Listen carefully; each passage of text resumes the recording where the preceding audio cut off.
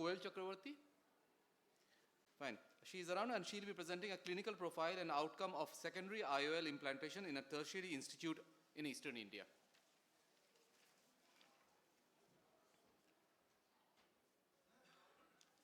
Good evening, everyone. My study is in the clinical profile and outcome of secondary IOL in a tertiary care institute in Eastern India. So surgical management of aphakia has evolved over the last few years, and the current methods include scleral fixated IOL, iris claw lens, and the novel CMT flex lens. But there is lack of data regarding the visual outcome and complication of these techniques.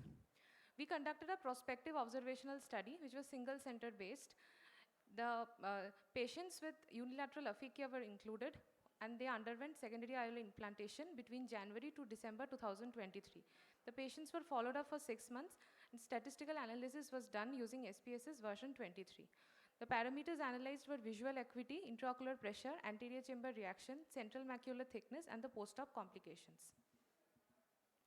So we had a total number of 60 patients, of which majority, that is 73%, were male, having a mean age of 55 years. History of trauma was present in 55% of the patients, and right eye was operated in 51%.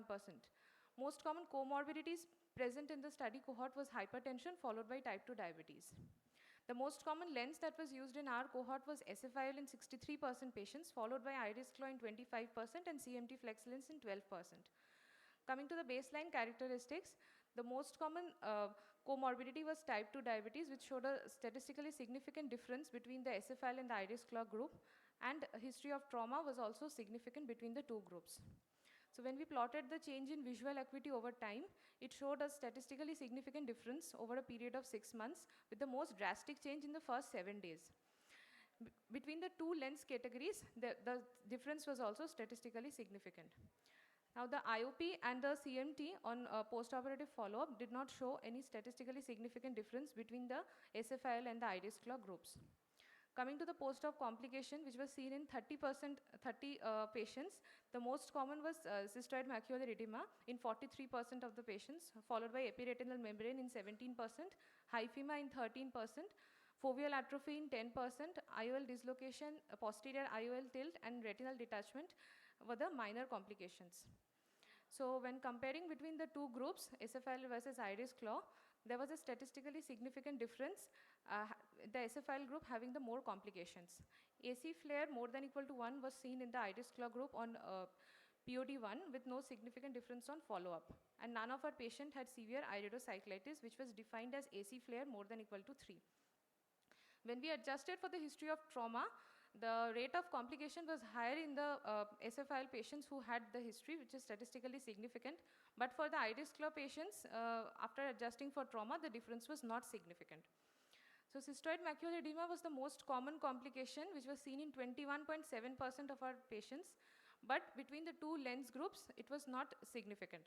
There was no association with trauma, and out of 13 patients, 8 of them with non-resolving CME received a posterior subtenon injection at the dose of 40 mg per ml, and 1 ml was injected, the standard procedure. So the effect of PST on the CMT was plotted after 1 month, and there was a reduction in the CMT, which was statistically significant compared to those who did not receive the PST. Comparing our study with the other studies by Madhivanan N. et al. In the Indian Journal of Ophthalmology, there was a retrospective study over 104 patients in 5 years.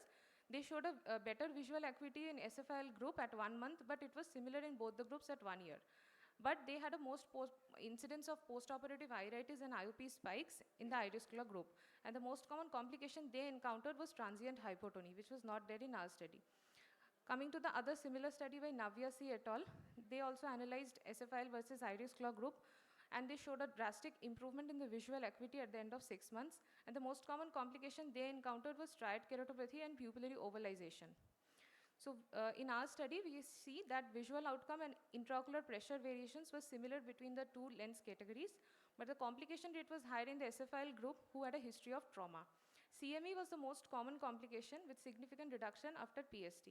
AC flare, though higher in the iris claw group initially, was similar in follow-up with no cases of severe iridocyclitis. So the strength of my study was it was a prospective study. The complications were analyzed. We measured the CMT and the effect of PST on CME was also analyzed. The limitation was it was a short follow-up of 6 months. It was a small sample size of 60 patients only and single center based. So concluding, SFIL and iris claw lens are similar with respect to visual outcome. Complications are higher in those who have history of trauma, and CME is the most common complication with significant improvement with PST. Thank you.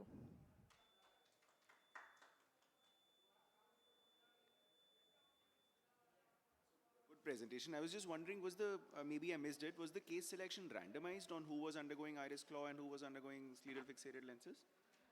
No, it was a standard means we selected based on the patient's age and whether the patient was suitable for SFIL or iris claw.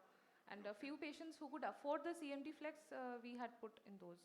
Okay. What But was for the age analysis, criteria? we included the CMT flex and the SFIL, that is the XNIT technique.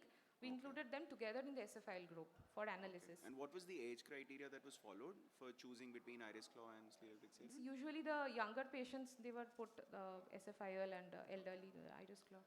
Okay. So it was not an exact age group that No, was no, defined no. for selection for this particular study. No.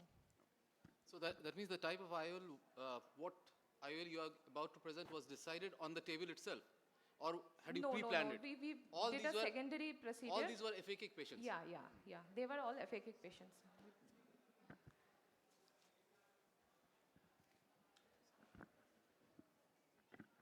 We have the last speaker,